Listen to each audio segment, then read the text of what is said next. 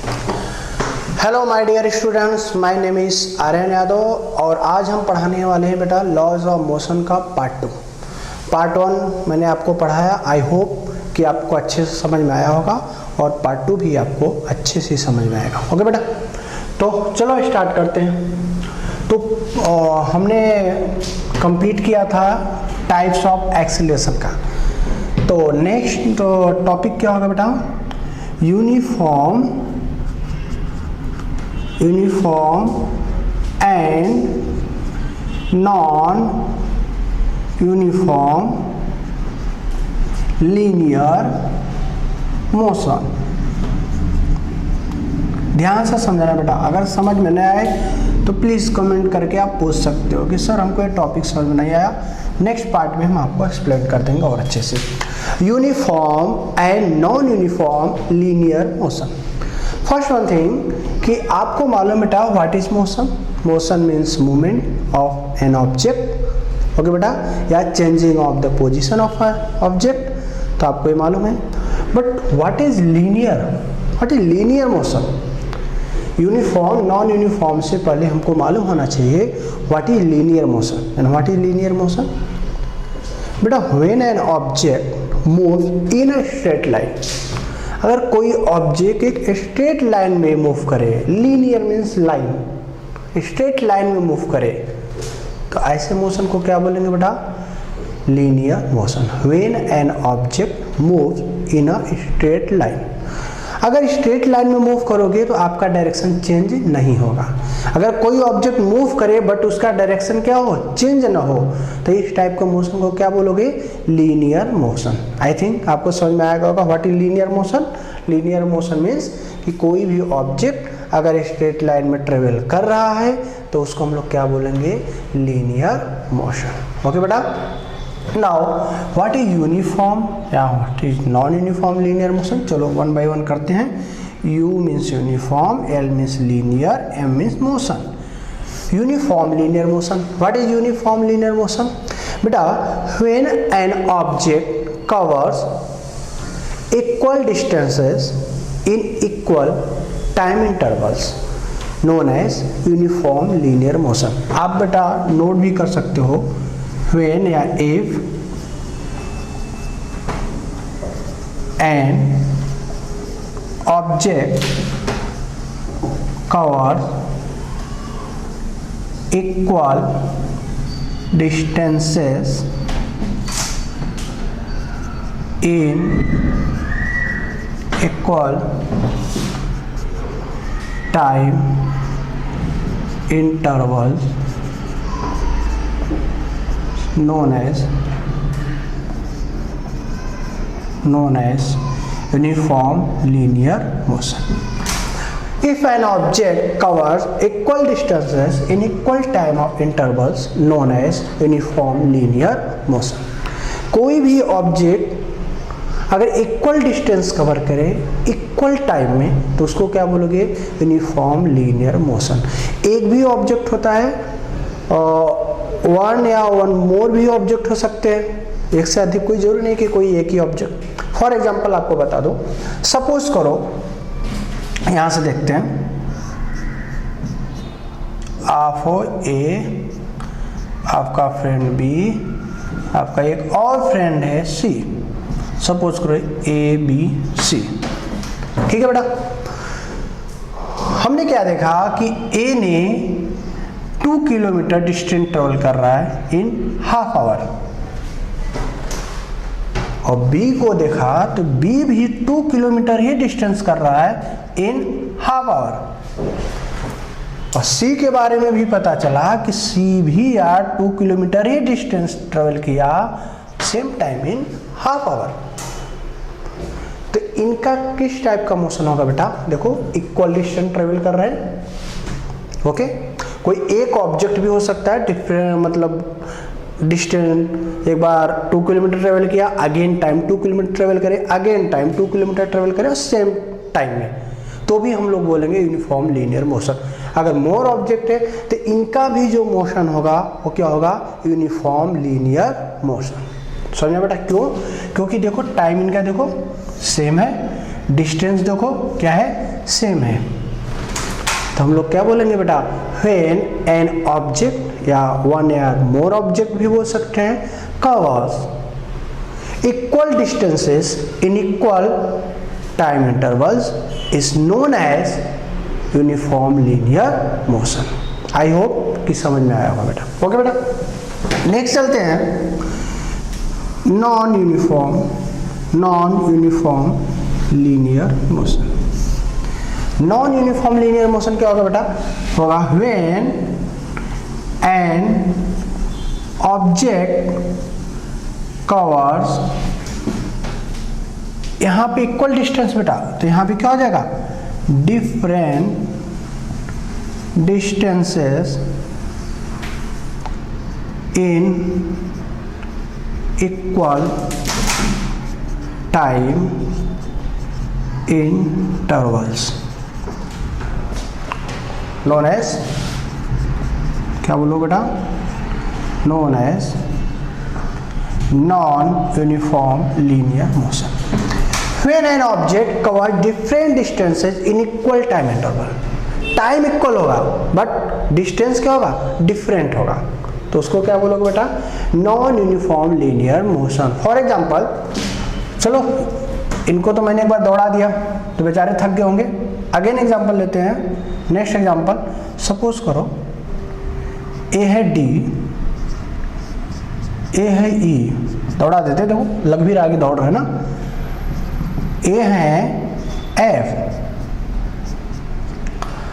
हमने डी को देखा, क्या इसने 2 किलोमीटर डिस्टेंस ट्रेवल कर रहा है हाफ आवर में, अरे वाह। और ई को देखा कि यार वो तो 2.5 किलोमीटर गया, कितने टाइम में बेटा, हाफ आवर में।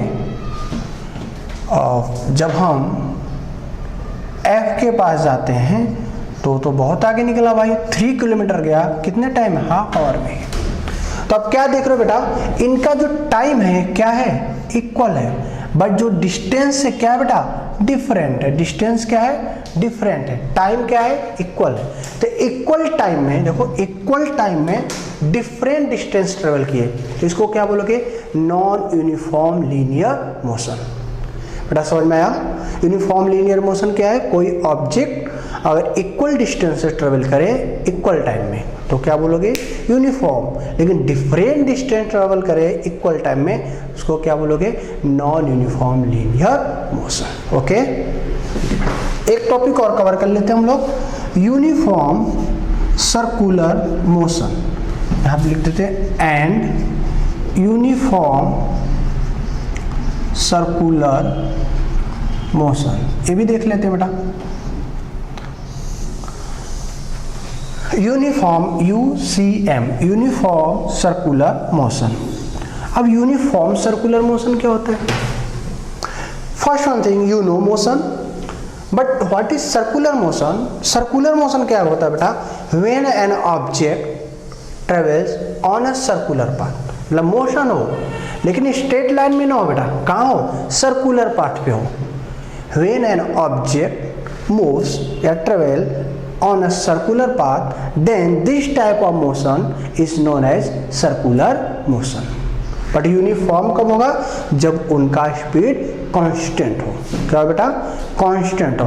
When an object, क्या लिखेंगे बेटा, when an object travels, when an object travels on a circular path with constant, with बेटा constant speed, then this type of motion is known as uniform circular motion. What is circular motion? When an object travels or moves on a circular path या revolve on a circular path is known as circular motion, but with constant speed. अगर उसका speed constant हो तो क्या होगा बेटा, uniform circular motion. Okay, अगर बेटा सर्कुलर मोशन होगा तो क्या होगा, सर्कुलर मोशन कब होगा, जब ऑब्जेक्ट एवरी पॉइंट पे उसका डायरेक्शन चेंज होगा। ओके, सपोज करो मैं ऐसे ही चलता हूँ, अपना डायरेक्शन चेंज नहीं करूँ तो कौन सा मोशन होगा, लीनियर मोशन। अगर मैं डायरेक्शन चेंज नहीं करूँगा तो मैं स्ट्रेट लाइन में ट्रेवल करूँगा, लेकिन अगर मैं एवरी पॉइंट पे डायरेक्शन अगर चेंज करूँ, देखो तो कौन सा मोशन होगा, सर्कुलर मोशन। तो जब भी कोई ऑब्जेक्ट सपोज करें सर्कुलर है, अगर ऑब्जेक्ट है देखो डायरेक्शन ऐसा है, इधर गया तो डायरेक्शन ऐसा, देखो डायरेक्शन चेंज हो रहा है कि नहीं हो रहा है। अतः अगर कोई भी ऑब्जेक्ट बेटा ट्रेवल करेगा सर्कुलर पाथ पे तो एवरी पॉइंट पे उसका डायरेक्शन चेंज होगा। समझ में आया। बट लीनियर मोशन में क्या करना है बेटा, डायरेक्शन चेंज, एक स्ट्रेट लाइन में ही ट्रेवल करना है। समझ में आ गया। Uniform circular motion when an object travels on a circular path with a constant speed is known as uniform circular motion। I hope कि आपको समझ में आया होगा। सो प्लीज़ आप इसको क्या करिए बेटा, नोट कर लीजिए। अगर आप चैनल को सब्सक्राइब नहीं किए हैं तो सब्सक्राइब कर लीजिए, ज़्यादा से ज़्यादा अपने दोस्तों को, फ्रेंड्स को शेयर कीजिए, ये सबको बेटा ऐसे टाइम में पढ़ने का मौका मिले। ओके, अब चलेंगे हम नेक्स्ट टॉपिक पे, और नेक्स्ट टॉपिक भी इम्पोर्टेंट होगा बेटा। नेक्स्ट टॉपिक क्या होगा, वो भी इम्पोर्टेंट होगा। ठीक है, चलो नेक्स्ट टॉपिक हम लोग पढ़ते थोड़ा फोर्स।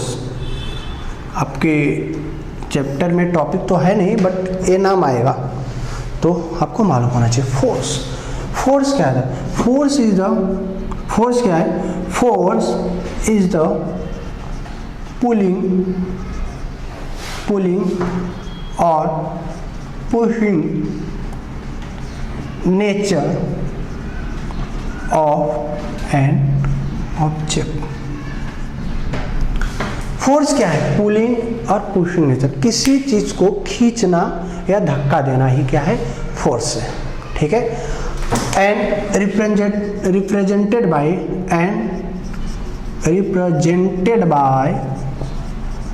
क्या बेटा, F, and unit is Newton. Unit क्या बेटा, न्यूटन। यूनिट क्या है इसका, न्यूटन। फोर्स क्या है, फोर्स इज द पुलिंग और pushing nature of an object and force is represented by F and unit of force is Newton. Okay बेटा, समझ में आ गया। फोर्स क्या है, फोर्स किसी चीज को आप पुल करो, खींचो या उसको धक्का दो। ठीक है, तो क्या है बेटा, फोर्स है। ओके, तो बेटा नेक्स्ट टॉपिक में हम जो पढ़ाएंगे तो फोर्स की बात की जाएगी, तो फोर्स में आपको इस समझ में आना चाहिए। ओके, नेक्स्ट टॉपिक है हमारा Newton's laws of motion. Newton's laws of motion. According to Newton's there are 3 laws of motion. Newton ने बेटा मोशन की 3 लॉ बताया। ठीक है, न्यूटन ने, तो हम लोग सबसे पहले फर्स्ट लॉ देखेंगे। क्या देखेंगे, आप क्या लिखोगे, Newton's first law of motion. क्या लिखोगे, मैं थोड़ा शॉर्टकट में लिख रहा हूँ, Newton's first law of motion. अच्छा, न्यूटन ने क्या बताया, न्यूटन को फर्स्ट लॉ ऑफ मोशन को बोलते हैं बैलेंस्ड एंड अनबैलेंस्ड फोर्स। ठीक है, उन्होंने बैलेंस और अनबैलेंस्ड फोर्स के बारे में बताया। उन्होंने क्या बताया कि अगर कोई ऑब्जेक्ट रेस्ट में है तो रेस्ट में ही होगा बेटा, अगर मूव कर रहा है तो मूव के ही पोजीशन में होगा जब तक उस पर कोई एक्सटर्नल फोर्स अप्लाई ना किया जाए। अगर कोई ऑब्जेक्ट रेस्ट में है, रेस्ट मतलब रुका हुआ, तो रेस्ट में ही हुआ। अगर मूव कर रहा है तो मूव करेगा कब तक, जब तक उस पर कोई एक्सटर्नल फोर्स अप्लाई ना किया जाए। ठीक है, समझ में आया बेटा। ओके, तो इसको हम फर्स्ट लॉ क्या लिखेंगे, ऑब्जेक्ट, आप लिख सकते object continuous to remain at rest or in a state of uniform motion along a straight line unless on an external force act on it। मैंने क्या बोला? Object continues to remain constant, remain at rest, a constant, or object continues to remain at rest or in a state of uniform motion along a straight line unless on an external force act on it। अगर कोई object rest में है तो rest में होगा, अगर कोई object move कर रहा है तो मूव करेगा। कब तक? जब तक कोई उस पर एक्सटर्नल फोर्स अप्लाई न किया। एक्सटर्नल मतलब बाहर से कोई फोर्स ना लगाया जाए। समझ में बेटा? इस फर्स्ट लॉ को बैलेंस एंड अनबैलेंस लॉ भी बोलते हैं। क्या बोलते हैं? Balance and unbalance law. समझ में आया फर्स्ट लॉ? अब चलते हैं न्यूटन सेकंड लॉ। बेटा अच्छे समझना, बैलेंस एंड अनबैलेंस फोर्स है, ठीक है। कोई ऑब्जेक्ट अगर रेस्ट में है तो रेस्ट में होगा, मूव कर रहा है तो मूव करेगा जब तक उस पर कोई एक्सटर्नल फोर्स अप्लाई ना किया जाए। आप ओन लैंग्वेज में लिख सकते हो, ठीक है। न्यूटन सेकेंड लॉ, न्यूटन ने सेकेंड लॉ में क्या बताया? न्यूटन ने बताया, अच्छा ये जो फोर्स लगेगा कितना फोर्स लगेगा? मैंने बोला ना कब तक? जब तक कोई एक्सटर्नल फोर्स अप्लाई ना किया जाए। तो एक्सटर्नल फोर्स होगा कितना? तो न्यूटन ने क्या बोला? According to Newton second law rate of change of momentum, क्या है बेटा? Rate of change of momentum, rate of change of momentum is directly proportional to the force। Newton ने क्या बोला? According to Newton second law rate of change of momentum is directly proportional to the force. Momentum क्या होता है? First one thing आपको मालूम होना चाहिए, यहाँ पे समझा देते हैं।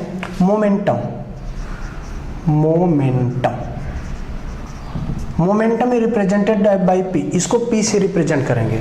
और जो मोमेंटम होता है, momentum is the product of mass and velocity. Momentum is the product of mass and velocity, मतलब किसी भी ऑब्जेक्ट का मास होगा ही होगा, कोई भी ऑब्जेक्ट होगा, अगर उसको हम वेलोसिटी देते तो क्या हो जाएगा? मोमेंटम। अगर वेलोसिटी देते तो ऑब्जेक्ट मूव करने लगा तो उसको क्या बोलेंगे? Momentum. What is momentum? Momentum is the product of mass and velocity, ठीक है बेटा। तो उन्होंने बोला जो मोमेंटम में रेट होगा, रेट ऑफ चेंज ऑफ जो मोमेंटम होगा वो डायरेक्टली प्रोपोर्शनल होगा किसके? फोर्स के। तो देखते बेटा, रेट ऑफ चेंज मतलब हम डेल्टा दिखाएंगे, means delta P upon T. Delta P change of momentum, T मतलब रेट मतलब time, it directly proportional to F. इसको बोलेंगे rate of change of momentum, it directly proportional to the F. अच्छा, मैंने अभी बोला P इक्वल टू क्या होता है बेटा? P इक्वल टू होता है m इंटू वी, ठीक है। तो डेल्टा P इक्वल टू क्या होगा बेटा? m इंटू डेल्टा वी, ठीक है। अच्छा, डेल्टा V इक्वल टू क्या होगा बेटा? V minus you, final minus initial. आप एक्सीलरेशन पढ़े थे, फाइनल माइनस इनिशियल। अब यहाँ देखेंगे, मीन्स डेल्टा P को हम क्या लिखेंगे? m into delta we upon T. Proportional का साइन हटाते हैं तो कांस्टेंट आता है के एफ, ठीक है। इसको ब्रैकेट में बना लो, समझो बेटा। अब m डेल्टा v को क्या लिखेंगे बेटा? u v minus u upon T equal to K F, ठीक है। अच्छा k की जो वैल्यू होती है, k is the one type of constant, value क्या होगा उसका 1 होगा। तो m, अब देखो बेटा v माइनस यू, इसको लिख सकते हैं m v minus u upon t, ऐसे भी लिख सकते हो। इसका लो k की वैल्यू 1 हो गया तो f m, और देखो v minus u upon t क्या है बेटा, rate of change of velocity ना, rate of change of velocity को क्या हम लोगों ने बोला था, acceleration equal to f। Means यहाँ हमको क्या मिल गया बेटा, देख लेते हैं ऊपर, यहाँ दिख रहा है ना, देखो m, इसको क्या बोलते हैं, acceleration equal to f। Means क्या होगा बेटा, f equal to m into A, f equal to क्या होगा बेटा, m इंटू ए। दिख रहा होगा, आई होप समझा बेटा। यहाँ से m into A equal to f, means f equal to क्या होता है, m इंटू ए। मीन जो फोर्स होगा हमको मिल गया बेटा, जो फोर्स होगा क्या पता चला, जो फोर्स होगा, force is the product of mass and acceleration. What is the momentum, momentum is the product of mass and velocity and force is the product of mass and acceleration. Okay, and what is unit of force, unit of force is Newton.